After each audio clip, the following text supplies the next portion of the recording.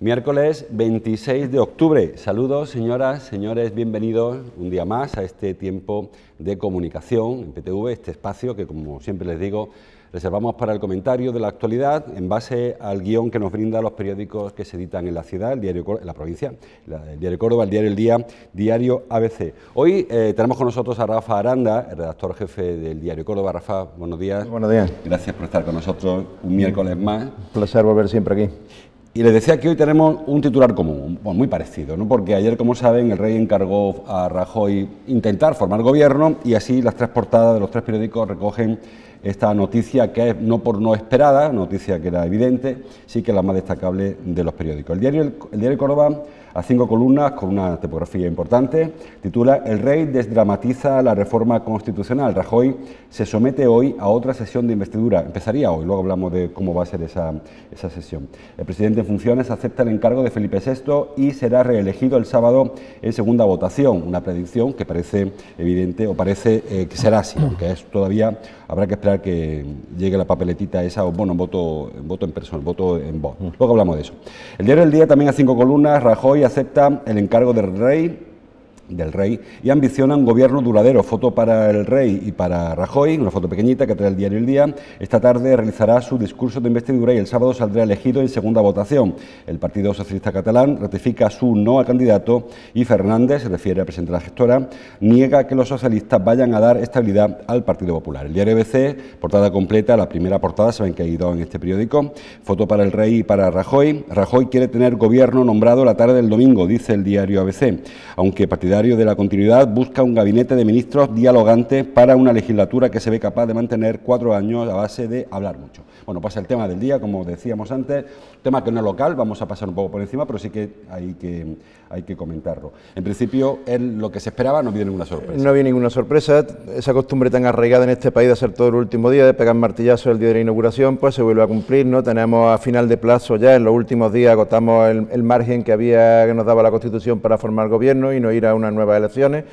Y al final, pues bueno, después de que el pasado domingo se desatrancara el paso definitivo que faltaba para formar gobierno, que era la abstención del Partido Socialista en esta sesión de investidura, pues era una noticia, era la crónica de una investidura anunciada.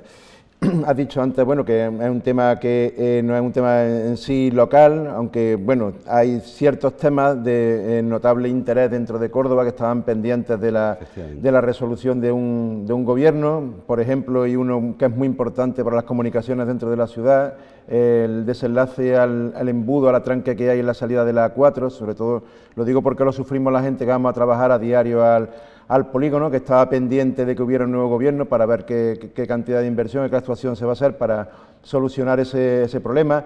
Temas como el cercanía / Metrotren, que también desde el gobierno municipal se dijo que se condicionaba a también la aportación que haga al gobierno en este sentido, y una serie de planes que estaban paralizados en stand-by dentro de la ciudad y también de la provincia, que a partir de ahora pues habrá que estar pendiente a ver cuál es la salida. De esta sesión de investidura, que como decía, está más que resuelta, como el diario Córdoba bien dice, se sabe cuándo va a hablar cada uno, qué va a votar en cada votación y cuándo va a resolverse el asunto. Quizá lo que nos quedamos en toda esta historia, lo trae el diario El Día, es la escisión, no sé cuánto de profunda, en la fila del PSOE. ¿Hay alguna posibilidad de que esta discrepancia interna se traslade a Andalucía o a Córdoba? Es decir, ¿existe sector crítico en Córdoba que se ve afectado por esta historia? Bueno, existe un sector crítico en Andalucía con una cierta fuerza que lidera el alcalde de Dos Hermanas, que ya sabemos que es uno de los bastiones también del socialismo en Andalucía, la ciudad de Felipe González, que tiene una cierta tradición histórica, y es donde iban a cerrar los mítines de las grandes campañas hasta que Podemos se adelantó y reservó el polideportivo histórico del socialismo para las últimas elecciones. Y desde ese punto están empezando a salir ondas sísmicas que parece que le están moviendo un poco ese sillón tranquilo de poder que tenía Susana Díaz en el socialismo andaluz. De todas formas, de momento en el socialismo andaluz no se han abierto tampoco grietas aparentes, el sector crítico ese parece que está todavía muy incipiente y no tenemos aquí, por ejemplo, problemas que se pueden adivinar en otras comunidades autónomas, como por ejemplo el cisma que hay montado en Cataluña. Ha dicho antes que se sabe en esta investidura quién va a votar, lo que va a votar, y dentro del PSOE me parece a mí que alguno tiene todavía algún puntito de ansiedad para ver lo que sucede. Está claro, efectivamente, el resultado lo conocemos. Sobre todo porque la grieta que va a abrir también el Partido Socialista Catalán, si hace efectiva, que no va a respaldar la investidura, no se va a abstener la investidura de Rajoy, va a seguir con el no es no. Eso va a crear todavía una división dentro del Partido Socialista que va a hacer que arranque la legislatura teniendo que resolver no ya los problemas del país, sino los problemas dentro de su propio partido. Claro, hay dos problemas ahí. Primero, el efecto llamada que puede provocar Iceta o su grupo en el PSOE, y luego que si al final las cosas se complican algo o mucho, el PSOE tiene que aplicar su propio código interno, tiene que expulsar del grupo a algún díscolo, pudiera ser que el líder de la oposición fuera Pablo Iglesias, porque puede adelantarlo, el sorpaso puede darse luego por vía indirecta. Efectivamente, el PSOE quedaría como la tercera fuerza política dentro del Parlamento y la primera fuerza política de la oposición pasaría a ser Podemos. Yo creo que debe haber capacidad de flexibilidad dentro de los partidos políticos para que esa solución no se vaya a dar, ¿no? Pero, sin embargo, el comienzo de la legislatura va a ser interesante tanto por ver la capacidad de diálogo que va a tener este gobierno, como bien dice el perfil de los ministros que van a componer el gabinete, tiene que ser un perfil de personas dialogantes, porque absolutamente todo lo que se apruebe en este país a lo largo de esta legislatura va a necesitar un consenso, pero también va a ser interesante para ver cómo el Partido Socialista va cerrando heridas y logra conciliar ahora mismo esos dos sectores tan evidentes que tienen dentro del partido. Sí, pero ya por acabar con este asunto que me parece que le dedica mucho tiempo. Hablabas tú de un perfil quizás más técnico que político de un ministro que en principio no debe ser un perfil muy político, sin embargo se oye hablar de Cospedal, se oye hablar de Moragas, perfiles muy políticos que parece que se van a incorporar a este gobierno que venga. Efectivamente, parece que también quiere haber un control más directo dentro del propio partido de lo que se haga dentro del gobierno, efectivamente ese perfil tan Cospedal, que es una persona de aparato, es más que dialogante, y por eso digo que la legislatura que se abre ahora es una legislatura muy interesante porque no es previsible como cabía esperar en otras legislaturas anteriores, en los que el rodillo de una mayoría absoluta pues prácticamente era dejarse llevar por las decisiones del gobierno, sino que ahora va a haber movimientos muy interesantes de pasillo. Efectivamente. Bueno, vamos con las fotos, tanto el Córdoba como el Día, también el BC Dentro, se refieren en su fotografía a un nuevo hito del año o del aniversario de Antonio de Castillo. El Diario Córdoba con foto que firma a J. González. El alma de Antonio de Castillo titula: El Museo de Bellas Artes muestra por primera vez todas las obras que posee del maestro del barroco, Antonio de Castillo. El diario El Día, una foto muy parecida, que firma en este caso Barrio Nuevo, Óscar. El esplendor de Antonio de Castillo titula el diario, lo están viendo. El Museo de Bellas Artes acoge una retrospectiva del pintor cordobés. Las autoridades, durante el recorrido por la exposición de Bellas Artes, vemos, bueno, pues la consejera que vino al acto, la delegada del gobierno, en fin, las autoridades locales. Yo con este asunto de Antonio del Castillo, solamente una duda. El año del Castillo es este, 2016.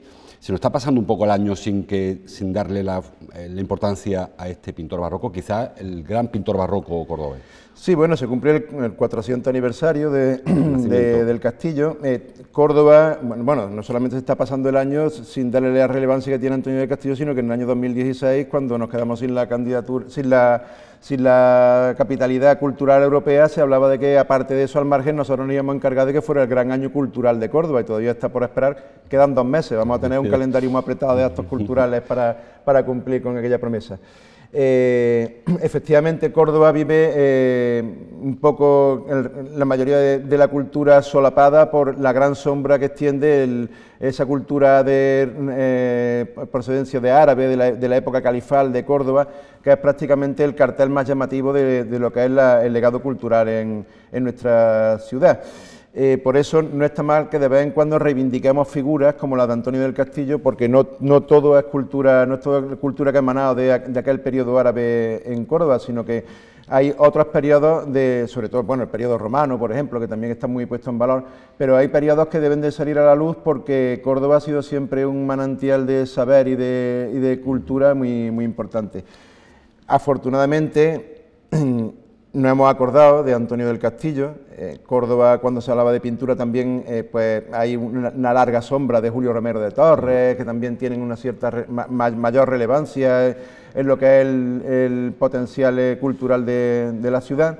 Este año se ha rescatado la figura de Antonio del Castillo, que es el gran pintor del barroco, y la exposición, además, en un sitio tan emblemático de su obra, de 20 y tantas pinturas creo que son, que estaban en el Museo de Bellas Artes, y a hacerla más visible, viene, por un lado, a poner en valor la figura de este pintor, pero además también vuelve a ser una llamada de que en Córdoba es algo más que la cultura árabe y que hay más potencial cultural por vender. Yo creo que Córdoba tiene el pecado de poner los huevos en mocesto siempre. Y habla de pintura, Romero de Torres, habla de literatura, tenemos a Góngora, hablamos de pasado patrimonial, lo árabe, y despreciamos, bueno, no es que se desprecie, pero que se hace una apuesta muy concreta por una figura que sea la que se entiende que se puede competir con ella, se puede entrar en cualquier mercado, y se desprecia figuras que son para nada menores, pero sí que están en la sombra. En el caso de la pintura de Romero de Torres, en el caso de literatura hemos visto muchísimos centenarios que pasan desapercibidos, porque está la gran figura de Góngora en el entorno, y también le pasa a la mezquita. Muchas veces hablamos, después hablaremos también de turismo, cómo se desprecia o se deja de valorar, de poner en valor edificios que si estuvieran en otra ciudad, sin mezquita, serían punteros.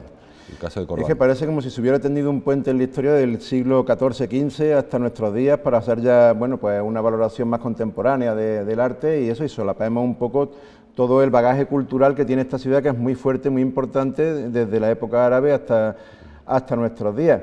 Por eso iniciativas también como la que hubo hace menos de un mes para reivindicar personajes históricos de Córdoba, que llevó a cabo Julio Merino, ¿no? Sí. Con jornadas incluso de visita a aquellos sitios por donde en su día caminaron el Duque de Rivas o el propio Góngora, son importantes para también sacar a la luz ese enorme potencial cultural que Córdoba tiene por explotar y con mucho recorrido, que es el que va desde el periodo árabe hasta nuestros días.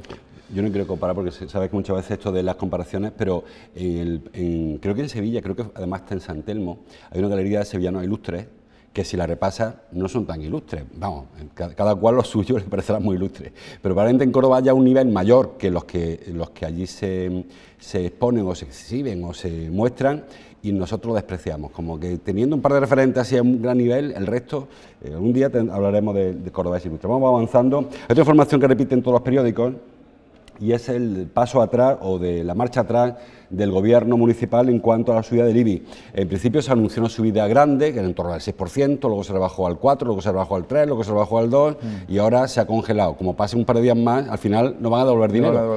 ¿Por qué ese paso atrás de la alcaldesa? Bueno, pues yo creo que es un ejemplo, una muestra clara de lo que está sucediendo en el gobierno municipal en Córdoba, ¿no? El gobierno municipal que encabeza Isabel Ambrosio propone, su socio de gobierno dispone, y al final el que elige es el que está en la sombra, ¿no? O por lo menos esa es la apariencia que deja, aunque se haya intentado vestir esta marcha atrás, pues como aprovechar esos 15 millones de euros que de repente nos han caído del cielo de fondos europeos. Lo evidente, lo que ha saltado a la luz pública, es que después de hacer anuncio de que esa subida de las tasas iba a ser solo del 3%, hubo una reunión de asamblearios de Ganemos, dijo que su propuesta de que las tasas se congelasen, y finalmente lo que ha salido adelante es lo que ha propuesto Ganemos.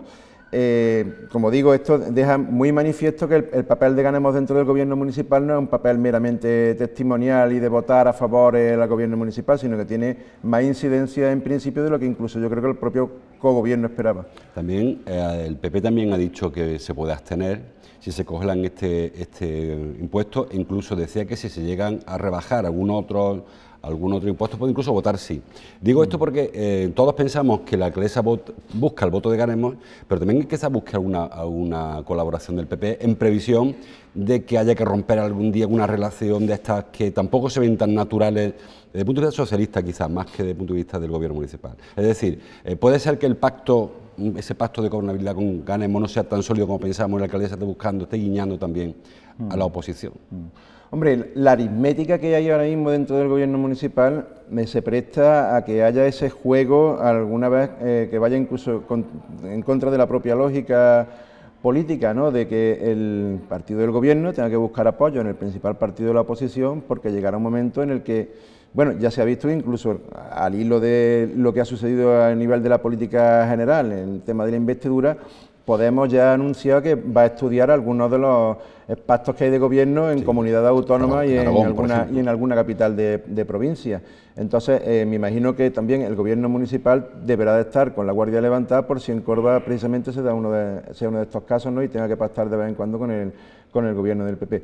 En este caso, tampoco al PP le faltó tiempo ayer para eso, para proponer una bajada. Sabes que esto también es un tema muy populista, eso de bajar los impuestos siempre suele salir en todas las campañas electorales y después rara vez se respeta, ¿no? Pero le faltó tiempo ayer para también lanzar una serie de propuestas y de medidas que alivien un poco la carga sobre los cordobeses a la hora de pagar impuestos.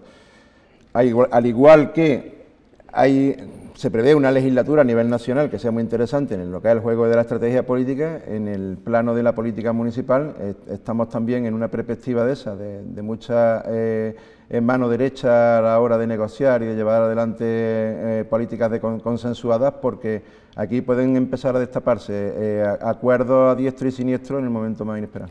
Yo, con respecto a los impuestos, siempre lo recuerdo, los impuestos es la única forma que tienen las instituciones, en este caso el ayuntamiento, de prestar servicios. O sea que, de alguna manera, en la postura del PP es más lógica dentro de su ideología la de bajar impuestos, pero enganemos que al mismo tiempo piden que se creen oficinas de vivienda y que se dote de rentas básicas y tal. Luego, al proponer que se bajen impuestos, están cerrando el grifo del ingreso al ayuntamiento. Es decir, que quizás sea más lógica la postura del PP que de ganemos a la hora de bajar impuestos. Yo siempre entiendo que los impuestos son de derechas, bajarlos, subirlos son de izquierda, porque se entiende. Hay que conocer de todas formas lo que va a suceder a partir de ahora, porque no olvidemos que Ganemos, aparte de la congelación de presupuestos, sí proponía otras vías indirectas para recaudar, claro, como gravar a las grandes superficies, bancos, la tasa turística, que ha quedado ahí también un poco a la espera de ver si al final cuela o no cuela.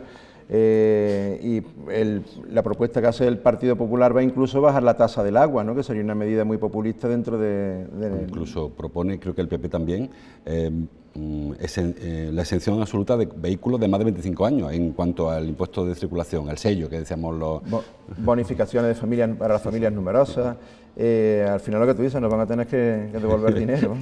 Bueno, hablando de privatizaciones o hablando de cómo se inyecta dinero a los ayuntamientos, en este caso a la Junta, una polémica que no cesa, lo trae el diario El Día a la portada. Titula: La Junta de Personal del Hospital Reina Sofía rechaza la privatización del aparcamiento. El Servicio Andaluz de Salud adjudica el proyecto, eso en paralelo, hablamos también de eso, del ambulatorio de Avenida América. La noticia lleva ya una semana en las portadas, recordemos, el primero se anuncia la construcción de un aparcamiento, su privatización, al día siguiente se nos anuncia la remodelación del materno-infantil del hospital y se vincula la financiación de uno con la privatización del otro. Rápidamente aparecieron algunas plataformas, No me quite mi hospital, la primera, alguna otra que decían que no es de sentido común que la obra del hospital la pague el paciente o el familiar del paciente. Ahora se suman a esto los sindicatos, que coinciden en el mismo planteamiento. No es de recibo, dicen ellos, que para hacer una obra necesaria, aprobada y más que justificada, pues nos pidan el dinero a los usuarios, a los pacientes de la sanidad pública, que es un servicio universal y tal. ¿Esto va a quedarse ahí o al final...? Bueno, se veía venir y yo creo que deberán regular porque, bueno, la privatización del aparcamiento, como el asentamiento del aparcamiento, forma parte de un plan integral de ampliación del hospital, con ese módulo de materno-infantil que era muy reivindicado. Está claro que muchas veces este volumen de obra, pues las instituciones públicas buscan ayuda a financiación pública-privada, pero es que en este caso no se ve muy claro que la financiación sea pública-privada, sino que es pública-pública, porque al final sobre el que revierte es sobre el propio ciudadano. El usuario. En un hospital, hablábamos hace una semana incluso, hay personal médico, el paciente, pero también la tercera parte es el familiar del paciente. Yo me pongo en el pellejo de ese acompañante que tiene que echar el día con su pariente más próximo que está dolorido y prostrado en la cama de un hospital, y a eso tiene que añadirle una cuantiosa cantidad durante un periodo de tiempo largo, porque las estancias hospitalarias no suelen ser tampoco muy cortas, en el que tenga que bajar cada 2 por 3 a echar la moneda, o que al final del día, cuando tenga que pagar el parking, le peguen una estacada gorda. Por eso digo que al final la financiación será pública más que pública-privada. Comparto plenamente con los sindicatos el que hayan levantado la voz, porque es una medida que afecta muy directamente a la economía del ciudadano. Sí, y aparte son visitas que no son, porque ponen siempre el ejemplo, el aeropuerto se hace ya, pero claro, el aeropuerto va quien quiere, al hospital no va quien quiere, incluso lamentablemente. El propio paciente que entra para una operación rápida, a lo mejor que te obliga a estar en una noche en hospital, bueno, pues cuando luego sale... la universalidad de la salud quedaría entre comillas, ¿no? Porque al fin y al cabo, bueno, pues te obligarían a tener que hacer también un pago, no es muy grande tampoco, pero vamos, bueno, no te creas, en ese caso, pero personas que tengan larga estancia, que tengan que estar acompañados por personas durante también todo ese tiempo, larga estancia, claro, al final le va a salir más barata irse a una empresa privada. Bueno, claro, porque hablan de €1,50 la hora. Tú llegas a urgencia una tarde con un problema, con un susto, dejas tu coche y ves que te miren, te tiran una semana en el hospital. Y cuando sales te cuesta más pagar aparcamiento que quitar el rojo. Estos son precisamente los problemas, que parecen problemas menores, pero que son los que más afectan al bolsillo del ciudadano y de los que al final se acaban haciendo problemas mayores, porque son los que más después provocan la irritación dentro del ciudadano y son los que al final pues acaban generando grandes conflictos, ¿no? Trae el diario El Día también, y también creo que lo he visto en la portada del ABC, en la reanudación, bueno, no sé cómo llamarle, de la obra de Mirabueno. Un proyecto que se inició hace muchos años, cuando había el boom de ladrillo. Marín Hillinger aquella empresa se encargó de urbanizar la zona, incluso de un tramo de la ronda. Luego llegó la crisis, Marín Hillinger quebró, desapareció y la obra se quedó paralizada. Conflicto con los avales. Ahora el diario El Día trae en su portada que las obras pendientes de en Mirabueno arrancarán en 2 meses. La gerencia tramitará en paralelo la licitación de la Ronda Norte. También lo leo en el diario ABC con algún muy parecido. Bueno, básicamente el problema quizá de esto es que es una obra que va a ningún sitio, porque la de Mirabueno todavía tiene un sentido, incluso creo que van a pasar la peatonal, que une una Mirabueno con el Parque de la Somadilla. Sí. Pero la Ronda de Norte... Ahí muere. Claro, acaba ahí. Bueno, esa hablábamos antes a micrófono cerrado, la gran asignatura pendiente de Córdoba es el río, poner en valor el río, y la segunda asignatura pendiente es cerrar el círculo, el anillo periférico de comunicación de la ciudad, pues que evitaría muchos atascos de tráfico que cruza la ciudad, que podía dar la vuelta perfectamente por ese anillo. Lo primero es que darle un premio a la paciencia de los vecinos de Mirabueno. Llevan 8 años esperando, con la obra paralizada, en el asentamiento en parques públicos y en zonas de esparcimiento y de ocio en esa parte de la ciudad. Hace 8 años se paralizaron y aparentemente no, bueno, ha habido de vez en cuando alguna reivindicación, pero yo creo que algo más podían haber alzado la voz y por lo tanto hay que agradecerle que hayan tenido esa santa paciencia. Afortunadamente, ahora 8 años después de que las obras se paralizaran, o sea que la promesa, el boom en aquella zona, cuando empezaron esa zona a convertirse en una zona residencial de Córdoba, pues han pasado más de esos 8 años, o sea que esos tienen incluso más mérito de paciencia. Pero afortunadamente se han renunciado a los avales. Caja Sur va a liberar los 12 millones que tenía puesto, que es lo que va a aprovechar Urbanismo para llevar a cabo esa obra y meterle mano, como tú dices, a algo que parece que no tiene mucho sentido, que es, sin tener trazado un plan definitivo, hacer una obra muerta, una obra que esté, como es el tramo de ronda que pasa por allí, que al fin y al cabo yo creo que hasta que no se tenga puesto un plan definitivo que acabe con esa infraestructura, es tirar el dinero, vamos, sí, llevar la carretera a la Ronda de Levante, abocarla al Parque de la Somadilla y dejarla ahí, pasarla a un carrilito. O sea, que sería un cuello de botella importante. Lo que haríamos sería alargar la vía muerta durante un par de metros más y ahí seguiría muerta. Más cosas. El diario ABC, vamos a acabar con lo local, trae una foto de un par de turistas chinos o japoneses, asiáticos, para hablar de la ocupación hotelera que se prevé para el puente que viene, el puente de la semana que viene. Los hoteles rozan el lleno para Todos los Santos, algo bastante previsible, hablamos del 90% a esta altura. Quizás más preocupante, el Ayuntamiento abrirá el Alcázar el día 31, perdón, no abrirá el Alcázar el 31 en pleno puente festivo. La polémica de todos los lunes festivos, que es mayor cuando el lunes coincide con un puente y tenemos el Alcázar cerrado, el Museo Rubén de Torres cerrado, los museos municipales cerrados. Es un tema que no se acaba de resolver, es un tema para el que se le siguen encontrando soluciones puntuales. Cuando llegan casos de avalancha turística en puentes que son muy visitables, hay una negociación también con los sindicatos, algunas veces se flexibilizan las dos partes y se llegan a acuerdos, pero son acuerdos puntuales que no terminan de resolver el problema. No es de sentido común que en una ciudad en la que la principal industria es el turismo, precisamente los días en los que el turismo puede ser más rentable se encuentre con las puertas cerradas a los principales monumentos porque se dejan llevar por un horario funcionarial, digamos, ¿no?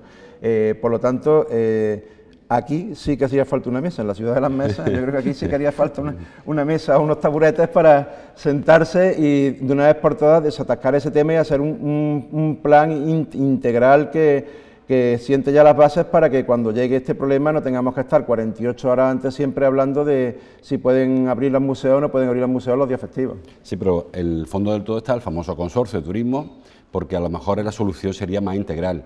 Hablamos de los horarios. Es verdad que los horarios de los museos no son, abren los domingos, cierran el domingo por la tarde, cierran el lunes, o sea, tienen su propio horario, pero no se acomodan, son horarios en ese sentido muy rígidos. A lo mejor le falta que este Instituto de Turismo, que parece que va a ser la solución que se adopte al final, se ponga en marcha y que sea quien, en torno al cual se vehicule todo el tema del turismo en la ciudad. El turismo en la ciudad, además es que es un instituto de turismo que es muy necesario, yo no sé cómo se puede debatir incluso la figura de ese órgano turístico dentro del municipio cuando el turismo es el principal generador económico directo e indirecto que hay en esta ciudad ahora mismo. Lo primero que tiene que hacer ese órgano cuando vea la luz es hacer ese decálogo de funcionamiento del turismo dentro de la ciudad, que marque las pautas, pero no solamente de museos, sino también incluso comerciales. Ahí hay una normativa de la Junta que deja algunas lagunas abiertas, algunos comercios abren, otros no abren, cuando precisamente Córdoba en esos días podía tener una intensa actividad comercial por la cantidad de visitantes que llegan a Córdoba, ¿no? al hilo del turismo. Por eso ese órgano debería de ser el que canalizase tanto horarios de hacer una estrategia, un documento base sobre el que se rija el turismo en Córdoba, que de momento no existe. Hay dos temas con los que vamos a ir cerrando, queda un par de minutos. Uno a nivel andaluz, foto para el consejero, para Quirino Alonso en el Córdoba en el día también, porque dice el diario Córdoba, Andalucía hace la primera ley contra la obesidad. La norma contempla 5 horas semanales de gimnasia en los colegios. El diario El Día también habla de esta norma, pero lo hace desde el punto de vista más dietético, nutricional, y asegura que la Junta restringe la venta de dulces y refrescos azucarados en los institutos. Bueno, es una norma pionera, entre comillas, porque es verdad que es pionera en el ámbito autonómico, pero ya hay una normativa concreta para evitar esta máquina de vending cerca de los institutos y tal. ¿Por qué se hace esto y si es necesario que la educación nutricional venga de los institutos y no de las casas? El problema es que va más. De hecho, hoy también se da el dato de que en los últimos 15 años la cifra de obesos en Córdoba se ha duplicado. El 17% de la población adulta y el 22% de la población infantil padece de obesidad con la cantidad de riesgos para la salud que eso conlleva. Lo primero, principal, obviamente, por eso se va a incidir más en los colegios, es crear una cultura sobre alimentación saludable. A los niños se les va a invitar a tener prácticas más sanas, a hidratarse, no abusar de la bollería industrial, sino buscar comidas que sean más saludables, tener ellos también información sobre cuáles son esas normas dietéticas que son más saludables para la salud, los riesgos que conlleva no llevarla a cabo y el potencial también para la salud que tiene una buena cultura de la educación física, practicar deporte habitualmente. Es, ya digo, un mal que afecta a los países desarrollados. Yo viví en Estados Unidos, me sorprendía de la cantidad de obesos que iban. Bueno, los obesos de Estados Unidos no los hemos visto por aquí, o sea, lo vemos de vez en cuando en las películas, mórbidos, ¿no? en los parkings entrando y saliendo de los McDonald's y de las pizzerías, y se da principalmente en los países más desarrollados porque son los que tienen más acceso a la chuchería y a los malos hábitos alimentarios. Sí. Entonces, no está mal que se haya puesto ya también pie en pared y hayan dicho que a partir de ahora vamos a generar una cultura para que, sobre todo desde las edades más tempranas, se tenga una noción de cuáles pueden ser los buenos hábitos alimenticios para no llegar a esa situación de riesgo para la salud que conlleva no llevarlo a cabo. Sí, pero yo creo que esto que te los periódicos, que es lo más significativo, lo más noticiable quizás, también lo más anecdótico, es decir, que ponga 5 horas de gimnasia o que quite la máquina de los bollicaos de delante del colegio, es lo más anecdótico. Aquí la política tiene que ir mucho más arriba, hablar con las empresas, o sea, regular las empresas que fabrican esto, eliminar azúcares o no sé cómo será, pero debe ser algo más arriba, porque que tú le digas a un chaval a 5 horas de gimnasia, una edad que habitualmente la gente pues corre y tiene actividad, no va a acabar con los obesos. Efectivamente, llevar controles más rígidos también en lo que es en el estudio de qué es lo que contiene cada una. Sabes que pues cada vez comemos productos más químicos y menos de la huerta, ¿no?